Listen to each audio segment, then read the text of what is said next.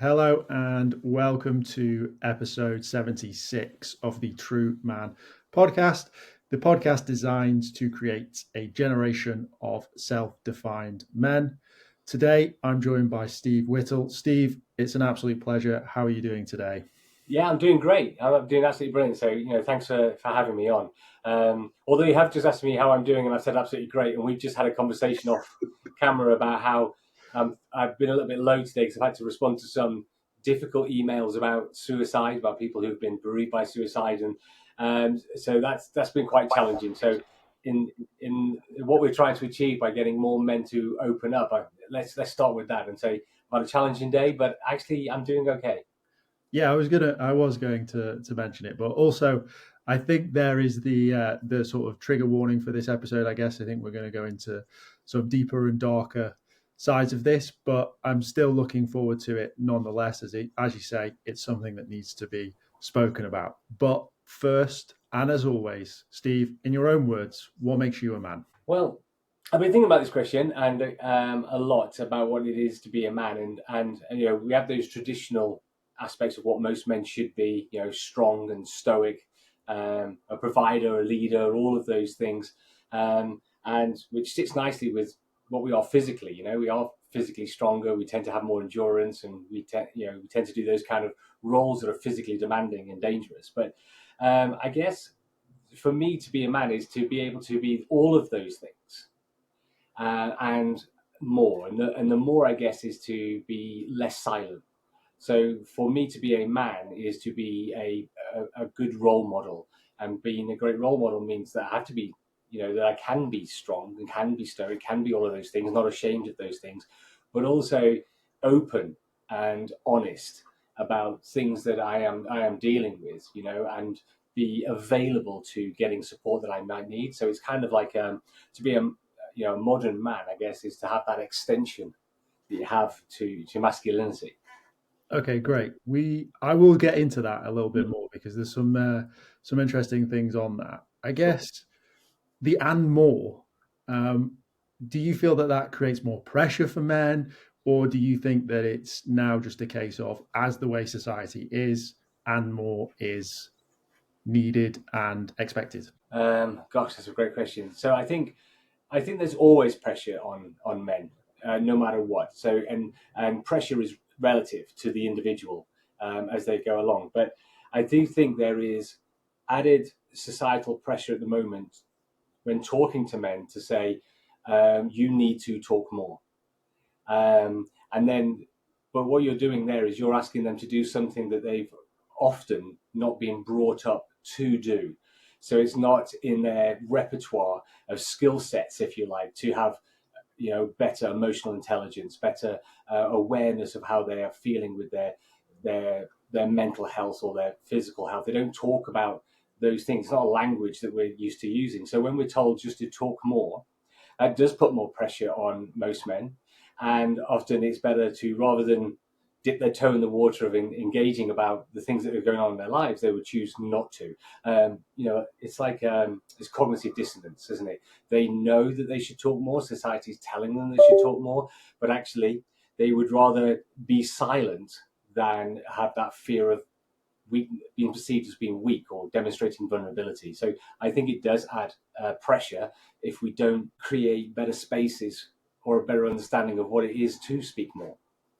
Great. I think that leads on perfectly to explain a little bit more why you're here and what it is that you do in the space. I'm the founder of a charity called Tough to Talk, and Tough to Talk's goal is to reduce male suicide and destroy the stigma around the factors that lead to thoughts of suicide.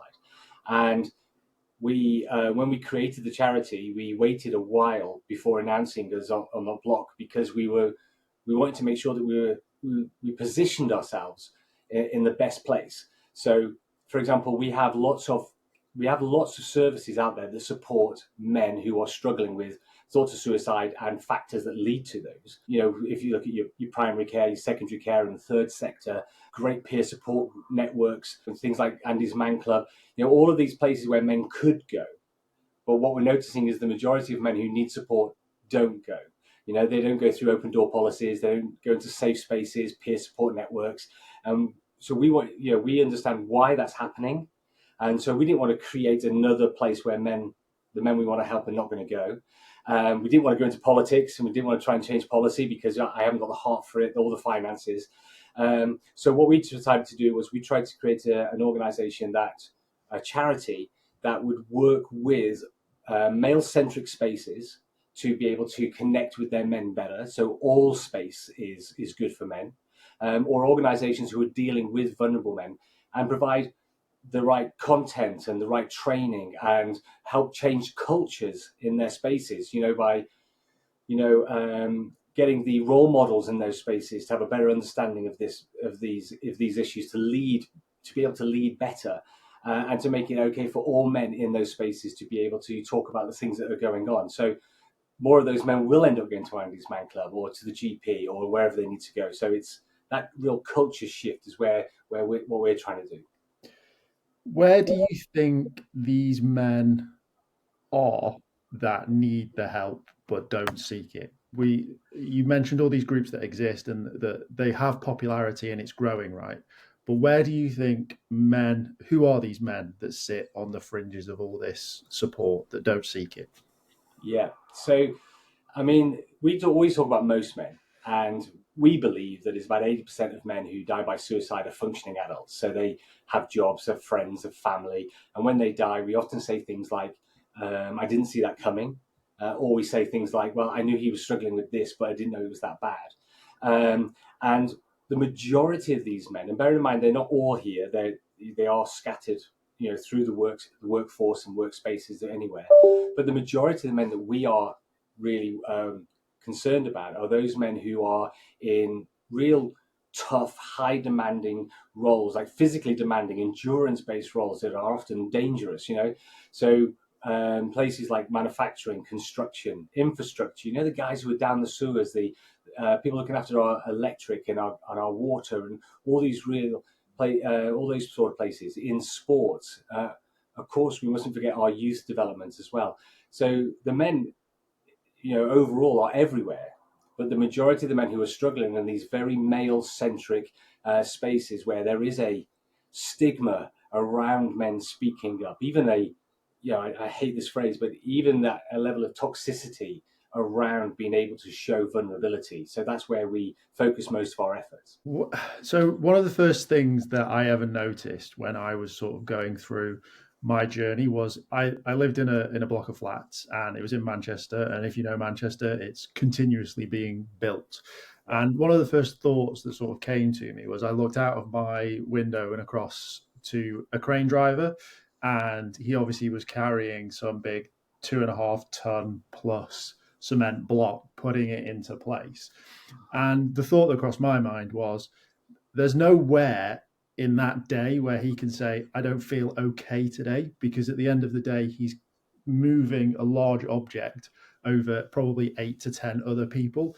And if I was one of those 8 to 10 people and the guy went, I'm not feeling great today, I'd be like, you know what, Dave, I'm not going to stand under the crane today. So I totally get the concept of that. So where and how do you find that balance of allowing them to open up, but also, like you say earlier, that weakness or that vulnerability it's quite scary. It's almost like, is there a job threat to it? There's so many nuances to it. But yeah, how do you get them to do it? Yeah, and you're right, and it does highlight a load of things there. So one of the things is the factors that lead to thoughts of suicide. So for that man in the crane, he could have a very lonely existence, and so we know that often we talk about mental health as an umbrella term, and that's often where most men switch off. But then if you started talking about the real factors, so the loneliness in that crane driver, so it could be loneliness, could be addiction, gambling, separation from family, all of these things that men are really worried about but are not talking about. Those issues really need to be spoken about. So how do we get to these people and talk about those things? Well, it means that those spaces that they're in. So big shout out to Balfour BT Vinci, who we work with. We go to them in their toolbox talks. We meet them in their meetings when they're all together, and we we do it, and it comes from the top down. So we know that the COO and the CEO of the company knows that this is happening. The head of occupational health is there, and he's saying this is important. We should be talking about these things, and we deliver content, awareness, and talks on these things to everybody who's in the room. And what we find is that everyone hears this message, and they will still carry on with their banter and their jokes and everything else that's happening. But because they all know they're all in it together, and the message has been delivered together, and we are handpicking male leaders in those spaces to carry on this message in their spaces, they know that it's a real thing. It's not lip service. We're not just ticking a box. We mean this, and it is going to happen. And we know that we've had amazing success with Balfour Beatty. I mean, when we launched the campaign with them, we did 50 awareness talks in 10 days to 2,500 men. And in that 10 days alone, we had 10 men come forward who were having crises that could have led to thoughts of suicide. We had 2 people who were having thoughts of suicide, and 4 people who were worried about colleagues.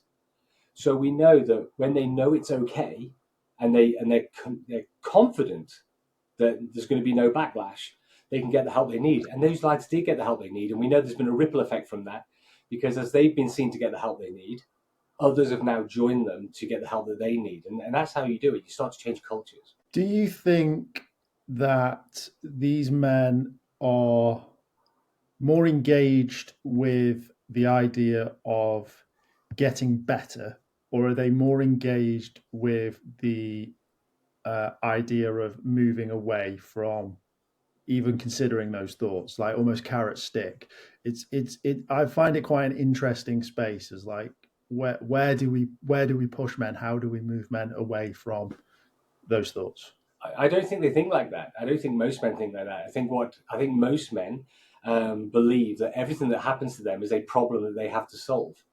So, for example, when we hear men who have their partners left them and maybe taken the children, and we say, "Listen, this is really tough. You must feel awful." They go, "I don't feel anything. What I know is I've got to fix this problem. I've got to get my wife back, or I've got to find a solution to be able to still be an amazing dad."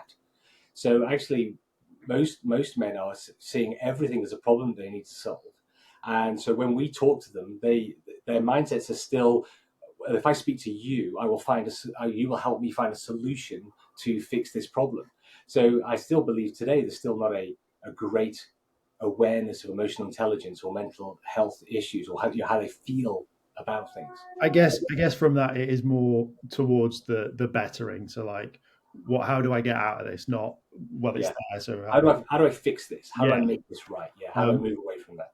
And I guess those sort of hands-on jobs where they are fixing stuff all the time, it's even more prevalent, right? It's just a case of like, here's a problem, I've got to fix it. And I do agree. I do think a lot of men feel that way, and they feel that they need to solve things. So let's look at the other side of it, which is that emotional intelligence. So once we've sort of broken that gap and broken that barrier, how do we start to build on top of that, to start digging a bit deeper, shall we say, to find the root cause of potential harm? So I understand your question, right? So so how do we move men away from just thinking I've just got a problem to fix, but how do I feel about that, and how do I build resilience to those things? Well, I guess that'll again become from more interaction. So the more interaction that men have with each other using this kind of language, the more normal it will become to have those. It's a real sad state of affairs that I can't remember the name of the study, but there's a study out there that was done on young boys, asking them to identify how many feelings they knew. And off the top of their head, they could come up with 3. And it was happy, sad, and angry. And then when you asked them to talk about more feelings they might have, they really started to struggle.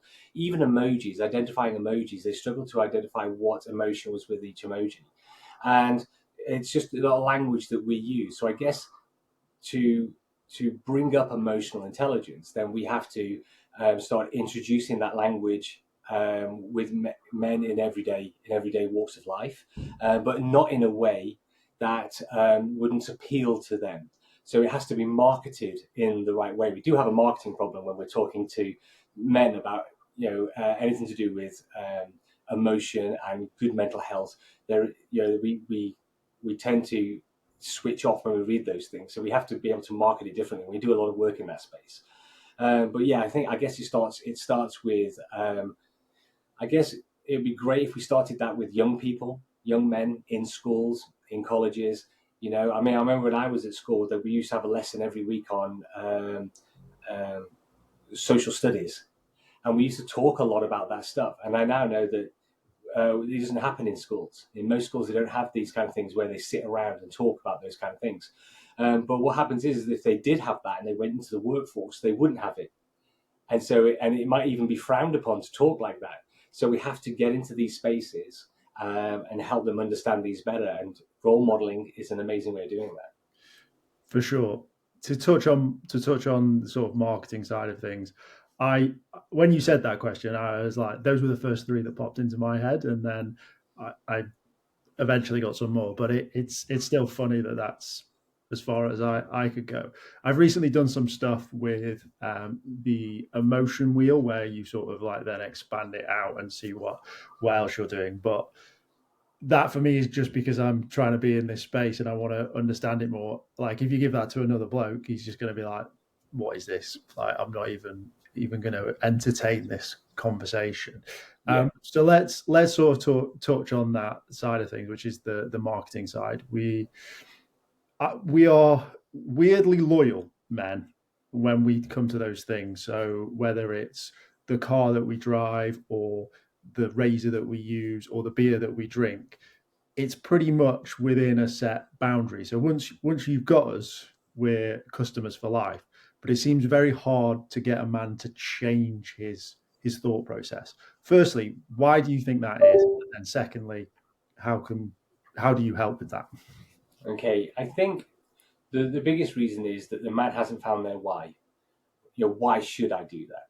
They know why they drive that car because it makes them feel a certain way, right? When they drive that car, they have an emotional response to choosing that car and driving that car, right? When they buy that razor, they know why they use it is because the majority of the time it's giving them 100% the right service. They've maybe not cut themselves on it, so they will always do that. So they understand why they need to do those things. When you put a poster up, for example, in most companies I go into, there's often a poster up there about saying, "We've got your back. Your mental health's really important to us. Here's an EAP number. Phone this number." And most of us, men and women, we won't understand. Why would I phone them to get the help they need? I already have my friends. I already have my family. I already have. I'm already doing okay on my own. My need to phone that, you may remember cognitive dissonance again. My reason to phone that number is probably less important to me than my need to remain strong and stoic and silent. So we have to give men especially a real reason to have to do that.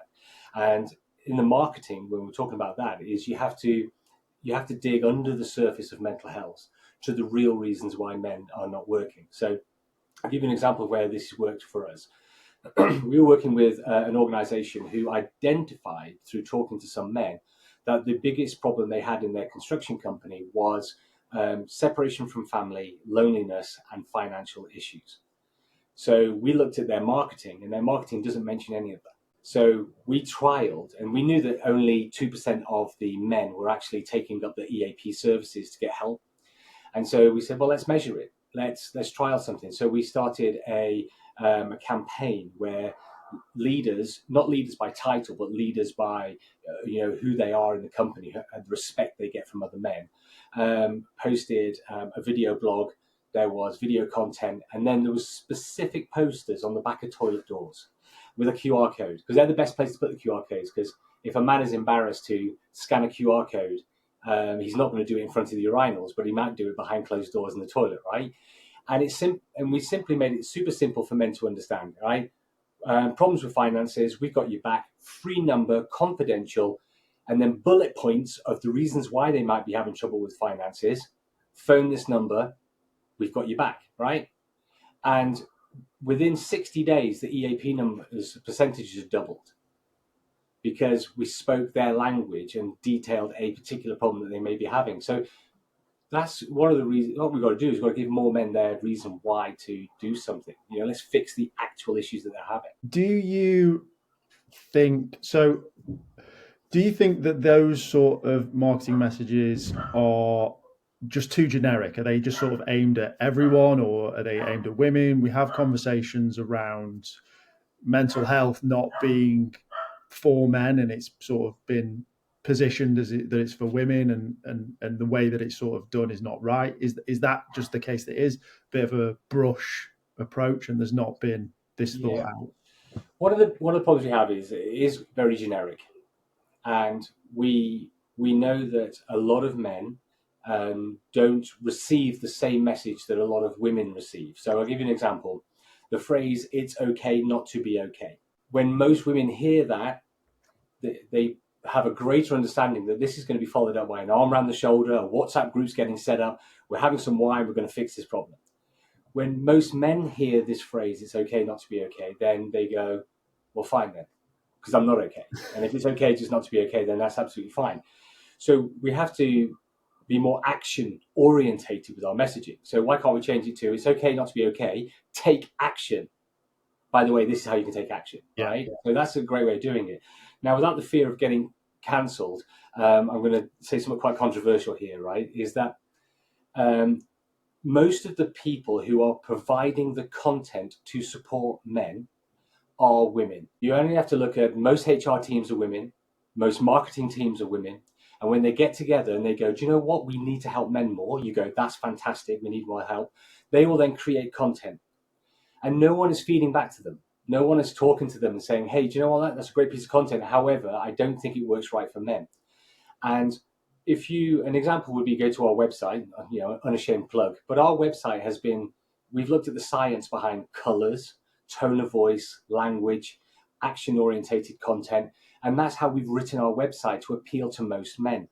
And so if no one's feeding back to people who are providing the content and saying it's not working right, we often see that it's often very bright, for want of a better phrase, fluffy colors. The messaging is incredibly vague. It's not action orientated, often way too long. So it's too long to read. Most men won't read it. And sometimes the imagery is quite poor. So I'll give you another example. We worked with Q Branch to support Kenton Medway's Talking Services to redesign their posters. And they had a poster of a man on the back of it getting help. And it seems obvious when you talk about it, but the person who was giving the help had a clipboard and a pen. So they were saying, "So I'm going to take everything you say down," right? And that is not appealing to most men. I don't want you just to listen to all the things I've got. Just give me the solutions. And I mean, they'll openly admit they made a mistake with the front cover picture, which is a picture of a woman. Now, we're aiming this at men, so sometimes it can be really obvious, but other times it can be less obvious about getting the message across to men when marketing to them. Those subtleties, those nuances that just trigger in men's brains, that deep-rooted problem solver, if there's no call to action. I remember seeing the Samaritans one at the train station, which is like, "Gary, we're here to talk," or it's along those lines. And obviously the Samaritans is a fantastic organization and amazing. But I always remember reading that and going, I feel like that's missed the nail completely. I think it's missed the mark. One, there's not many Garys anymore. That was my first sort of thought process. So like you're really pushing it to a niche group of people.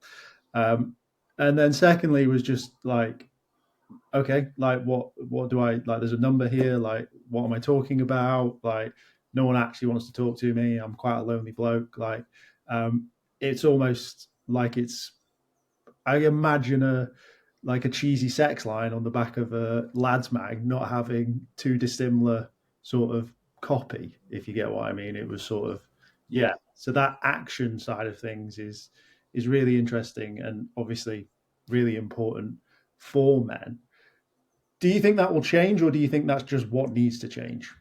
I think it needs to change. We know that in the organisations that we've worked with who have changed it, they've had a much better response to everything that they're doing. So it makes absolute sense. But it can't just be a poster on a toilet door.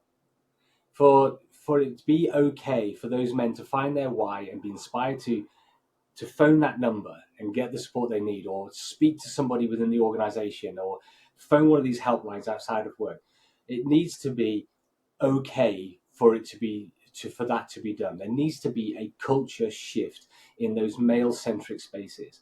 To have to have better role models and have men who are really comfortable with their identity of what it is to be a man. And to be a man, and it's okay to be vulnerable, to be sad, to be those things. Yeah, I heard this amazing story. I wish it was something to do with us, right? But it wasn't ours. But there was a foreman on a job site, and he went to every induction of every new person who joined the business. And he's this big burly man, and he would come in and he would say, "Listen, I've only got one thing to talk to you about, and that is how you're feeling on any given day. And if you're feeling anything 6 and below, I need to know, because we're going to get you up to a 7, because how you feel, okay, is going to affect how everybody else is working, how you're going to be working, how well you're going to be." And he would walk around the job site and he would say, "What's your number today?" And they would tell him.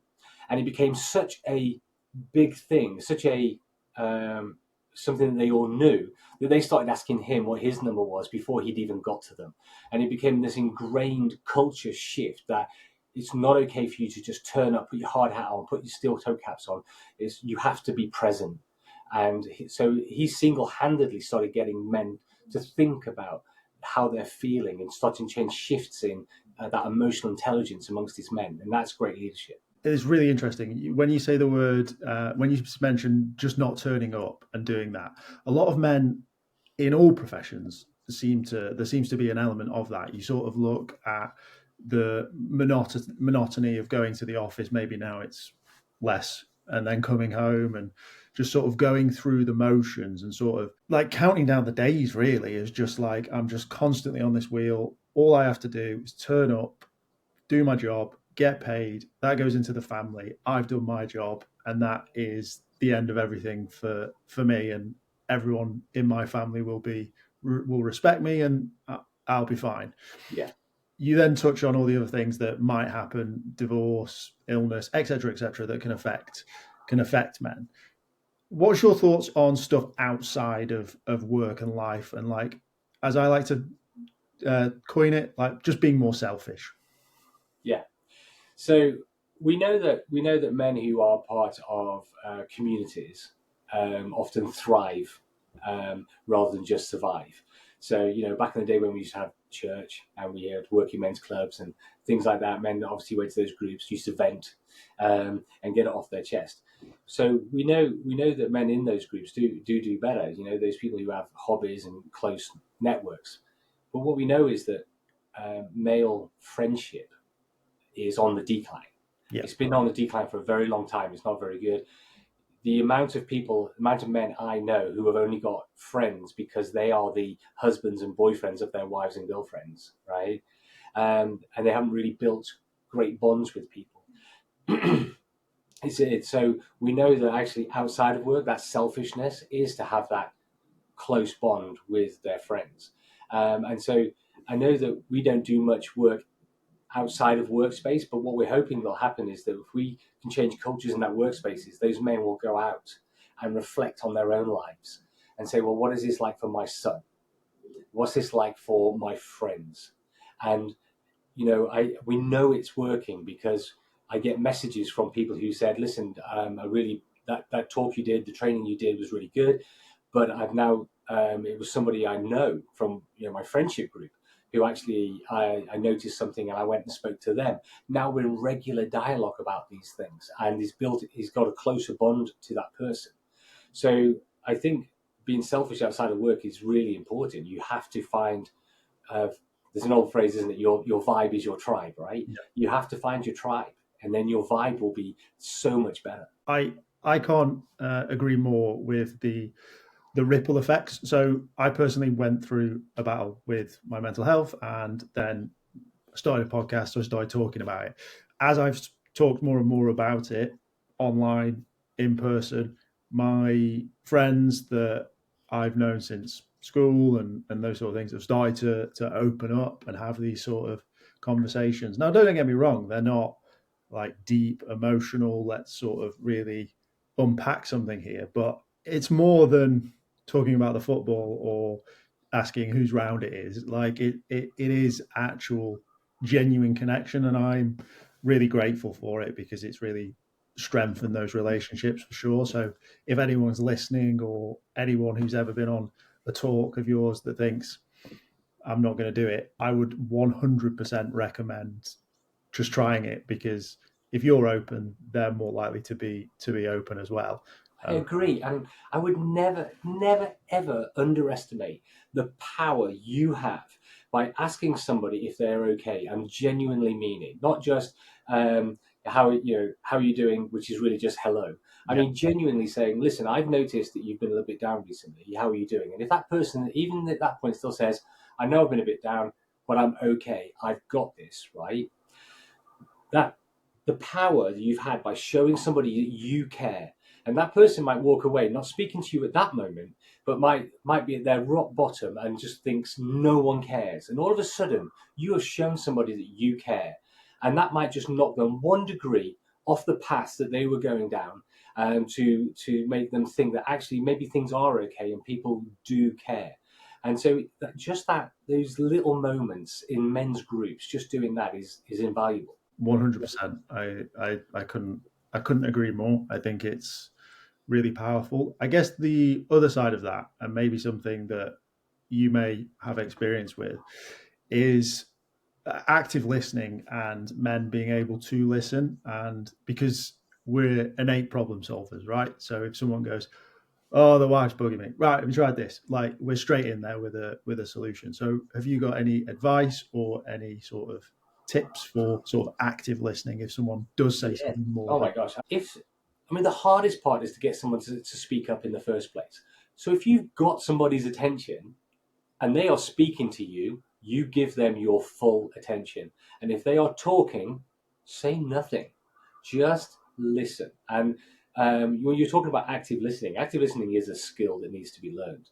And so with active listening, nodding at the right time, paying attention to them, phone is out the way, nothing is distracting you, right? Go somewhere quiet if you need to, and when they say something that's really relevant or really strong, the things that you sort of chip in with are not anecdotes or your own experience or solve the problem, but reassure them what they have said is right.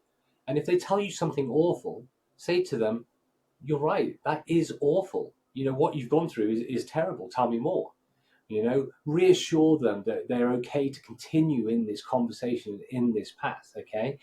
And at the end of it, in whatever way you need to do it, when this is all out, say, what are you going to do to fix it? put the solution back on them, make them Yeah, come up with it. absolutely. And if they don't know the answer, then you can come up with stuff. You have people who may be, who may have all the answers, and they just needed to be reassured that they were the right things to do. But then you have some people who are just a complete blank. They're just like, I'm at my wit's end. I don't know what to do.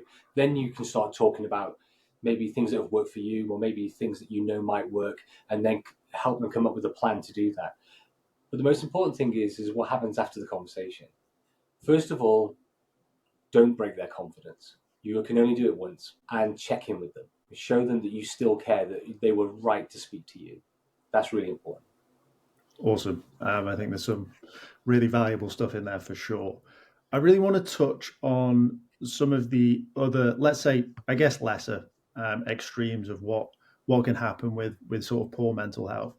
Touch on finances, and we touch of like just turning up as like things, and ways that those are sort of numbed or seen as solutions are sort of gambling and drinking.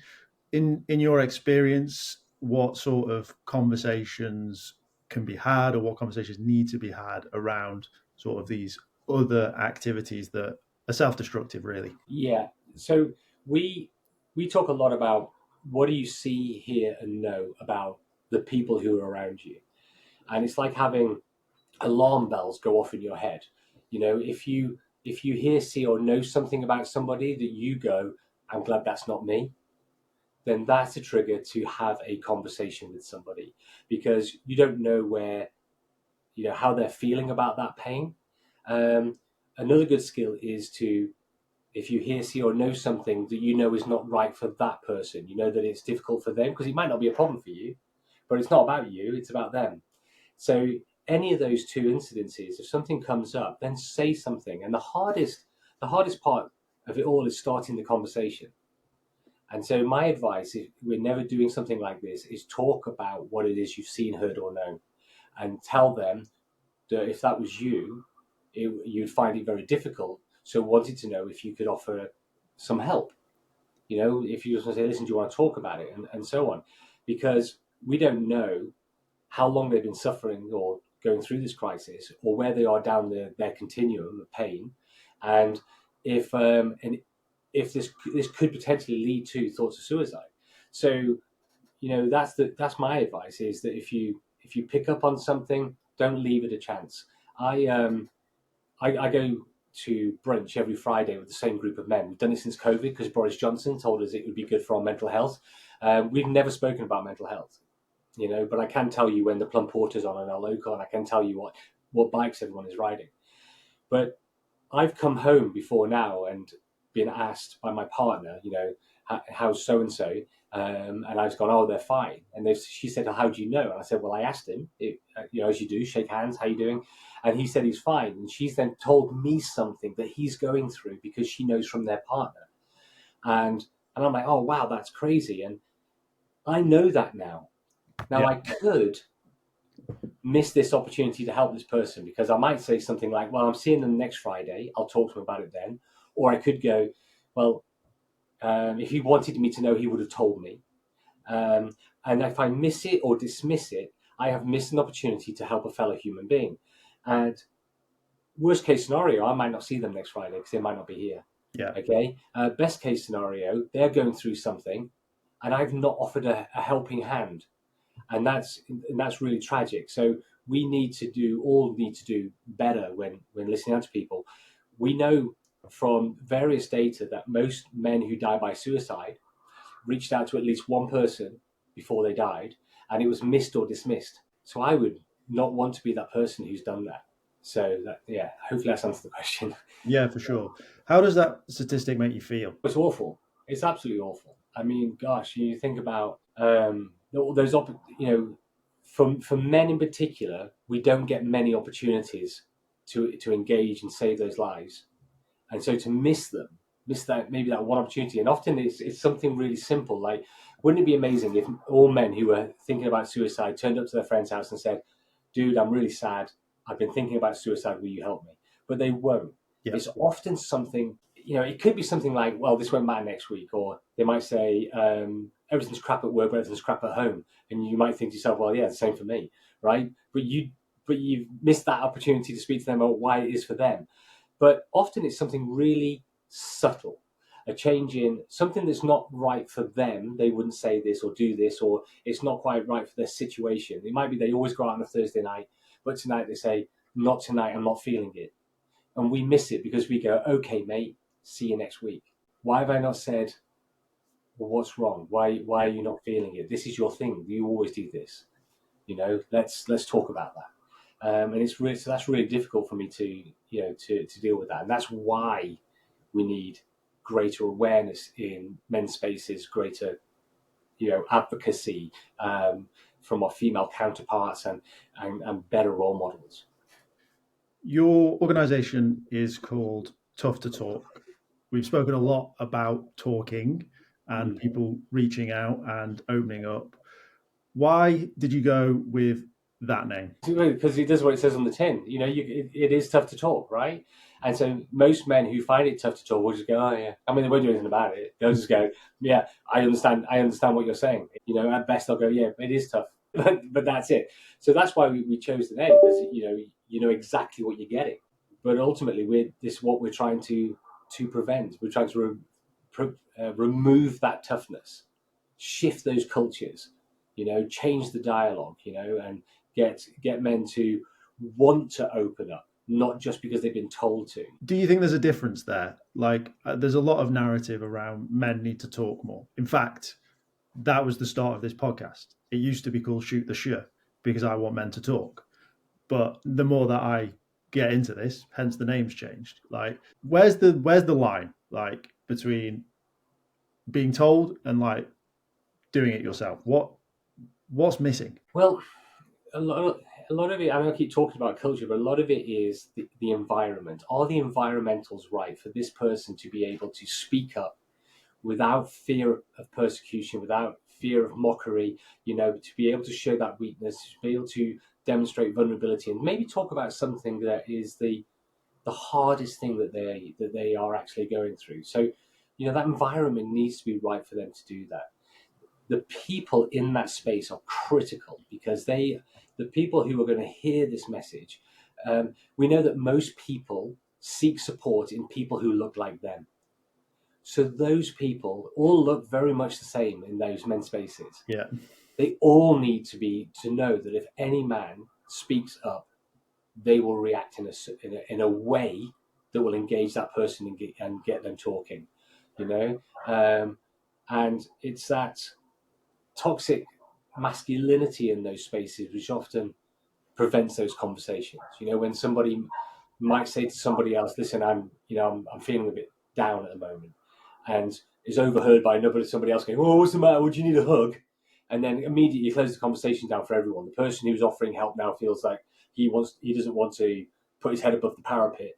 Okay, he maybe hasn't got a strong identity with his masculinity, and then the person who gets the help goes, "Oh no, listen, that's fine. Don't worry about it." It only takes a subtle comment like that just to close the whole conversation down. So everybody has to believe it. It has to be lived. Yeah. And then we can be strong and stoic and all those other great masculine things, okay, and open to having conversations. Are you hopeful for the future, or do you think there's still a lot of work that needs to be done? There is an incredible amount of work yet to still be done. But I am hopeful. While there's people like you and me and other organizations out there who are willing to bridge that gap between the help that is out there and the men who need it, whilst that's still happening, there's real hope, and as we get more and more role models in organizations and more people knowing that it's not, it's okay to talk, but actually knowing it is, and actually it is what you should do, so that I am hopeful that we will get there. And I'm thinking it's going to be a couple of generations, because those men who are gaining these skills now, and then going out to their families and then feeding it into their boys, and their boys are going to school and they're coming up into the workplace, and as they leave the school and the colleges and they go into the workplace, and the workplace is talking the right language, so it's just that fulfilling prophecy, if you like that, it'd be, so I think it'll take time, but I am hopeful. Yeah, well, I've been doing this for 3 years. I'm absolutely amazed at how the conversation's changed over that period. I've interviewed people that have done this for 10, 20 years plus, and they were also in the trenches and very hopeful that it was going to change. And I do see elements and things popping up, but what you're saying is we need that full ecosystem that allows it to almost thrive rather than you feel still a little bit on the edge. There's an echo chamber around people who are trying to do good. So all the support people, primary care, secondary care, the third sector, all those advocates that you see on social media for positive mental health and supporting men, we're all in this bubble echo chamber, and we're all talking the same language, and we're just bouncing off each other going, this needs to change, and everything else that's happening, right? But the people we really need to help are not in that space, and they're not coming to us. So we need, we often see messages saying, "Oh, well, I'm seeing many more men sort of speaking up." Actually, we're seeing the same men talking the same things. What you're not seeing is the men we need to speak up doing it, and that's why we need to take that echo chamber and plonk it right over the top of them, and say it's okay. Okay, and it's okay now because we're all talking the same language and we're all doing it. You know. I really like that. That's a really nice way of putting it. What in the men's space do you like right now, and what do you want to see more of? Okay, so I I like that there's lots of places popping up that understand how men work. So, men in sheds, walk and talk, where you get men side by side doing something. It's a much better way of getting men to open up and engage. Yeah. I love all of that stuff. I'm loving that there's more and more content, on the web, about from real people talking about these things, people like yourself and so on, talking about those stuff. I'm loving that. What I'd like to see more of, though, is ways, and I don't know all the answers. I know how we're trying to do it. Yeah. Ways of bridging that gap to break the silence of men. How can we do that more and more? And so that's what I'd like to see more of. Awesome. Steve, it's been an absolute pleasure. If people have liked what they've heard and they want to find out more, where's the best place to find you? At tutortalk.com. Our website is easy to navigate, and if you want to drop us a message on there, you can do, and we'll make sure that we always get back to you. We do, everybody. And just a reminder that our charity supports anybody who identifies as a man and needs the support they help. That said, that we don't turn anybody away. We get plenty of women who come to our website and says, your content's appealed to me. Can I use it? Please do, because men and women are two sides of the same coin, and we've got to fix this problem together.